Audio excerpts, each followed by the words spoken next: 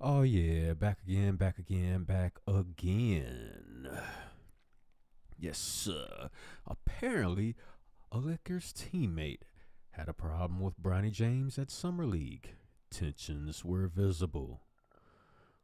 Now, I'm willing to bet that number one, this is not an isolated situation, an incident. I'm willing to bet, even though this article in the New York Post suggests it being one teammate. I'm willing to bet behind the scenes, behind the second layer, because you can go beyond the media into the locker room, and at face value, they're only going to say so much when cameras are there, visibly there. Reporters are visibly there. People on the outside that are not in the immediate Laker organization, there's only going to be certain things said and talked about. Now you have behind the scenes when teammates are talking with themselves. You're going to have the stars that's going to have their immediate clique. They're going to be talking to each other because they're superstars. I'm talking about LeBron, Anthony Davis, the presumed starters, superstars of the team. They're going to be talking, chit chatting with each other. And then you're going to have the role players who are going to be more likely to gravitate towards each other because they have the same concerns. Am I going to make the team? Where I might be traded? If I'm going to be moved? Where I would like to go? These are conversations that they would have. Now, the role players would also have conversations about Bronny James. Everybody knows how he got in a position that he's in.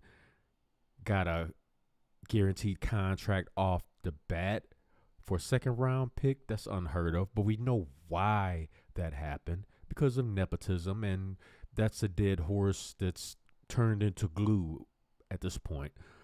But we still got to beat it a little bit because now you have teammates that, apparently they're saying it's one teammate, but I'm willing to bet that it's more than one of the role players or the bubble players that have, some animosity or some special feelings about Bronny James and how he got to where he was and all that. But let's read some of this New York Post article.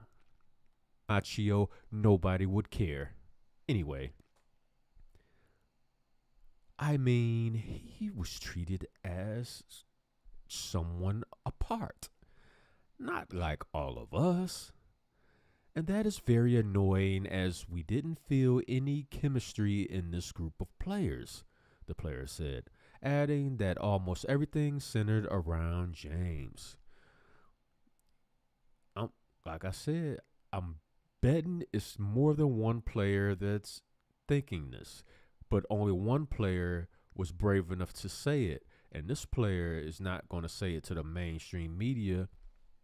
He's going to go to like bloggers and whatever, and he's going to tell them, hey, make sure I remain anonymous because he don't want to get blackballed, not only off the Lakers, but out of the league because they've given LeBron James so much power and control over the NBA. He's the NBA's cash cow, and everybody in and around the NBA, all they're focused on and thinking about is money. Money, money, money. They're feeding off the carcass of LeBron James, who is indeed old in basketball years. He can't maintain this level of play for too much longer. The money train is coming to its final stop, and these people are trying to squeeze every last ounce of blood out of this stone called LeBron James.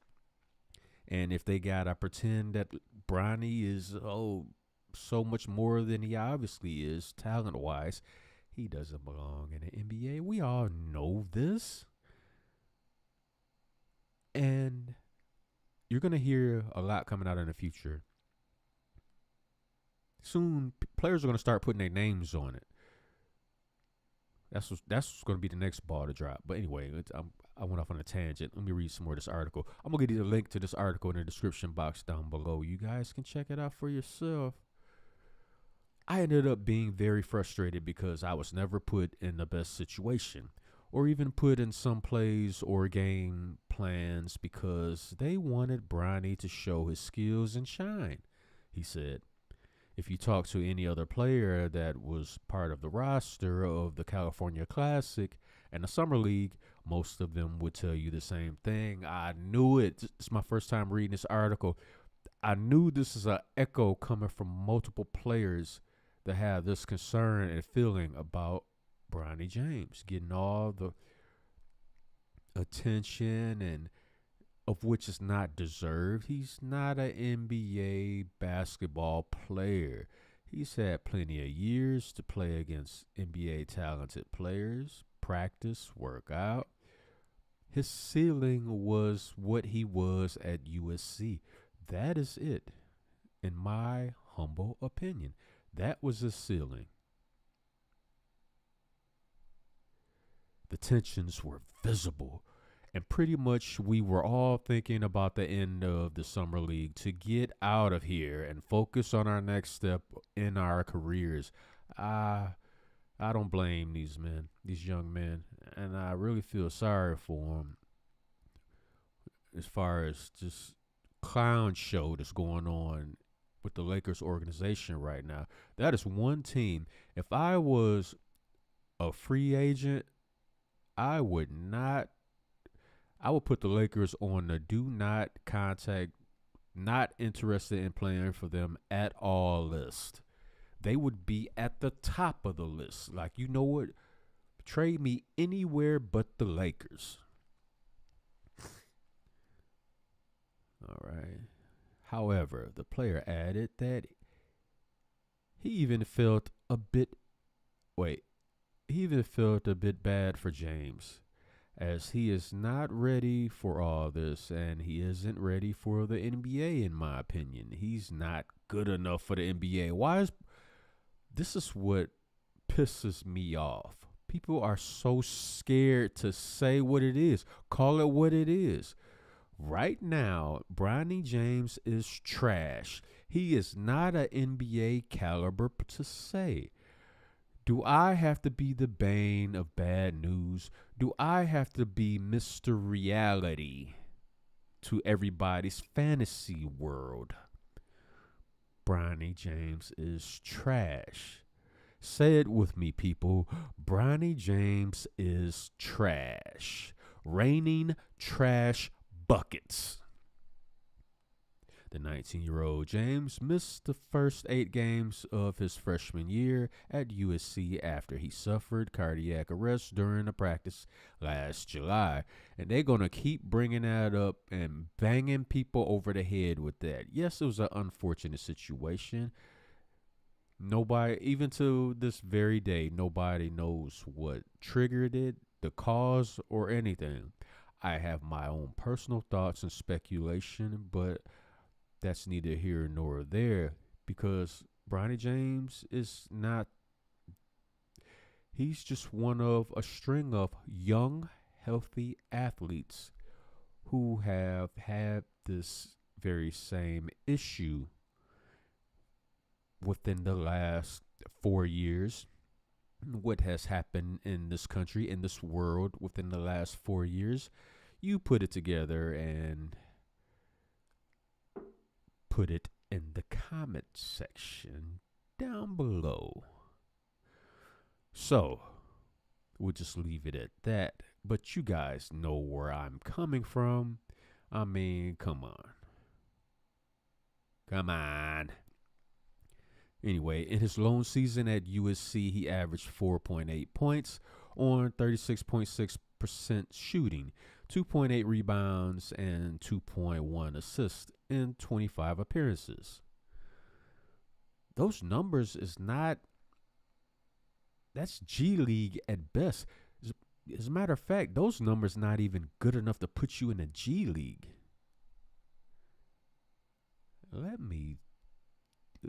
let me just fade this out because this is some nonsense. Nonsense.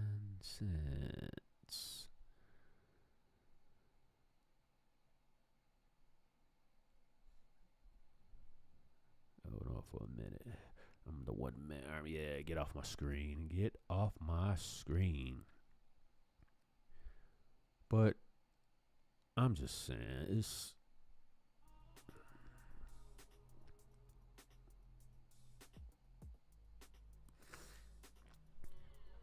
And you know what else is crazy?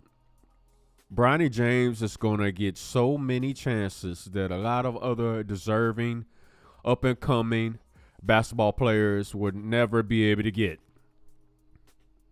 And it's been cloaked under the guise of business and making money and this and that.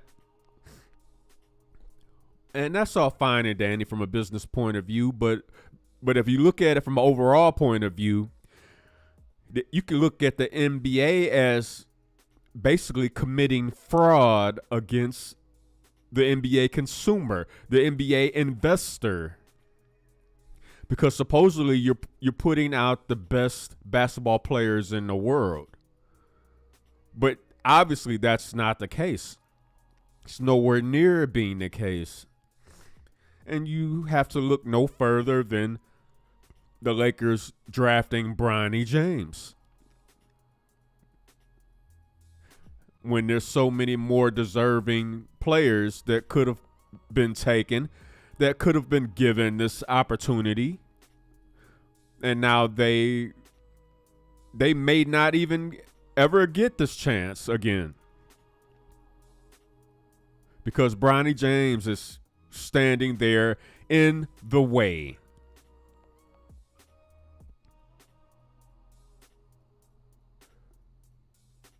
But what do I know? I'm just a guy with a mic talking on the internet. I can't possibly know anything. Or maybe I just choose to exercise common sense. Y'all let me know what y'all think down in the comment box down below. I'll catch y'all on the next one. Hit the like button, share this video. Show support by hitting up the Cash App, $Cobra Clutch 357. I'm in the win again.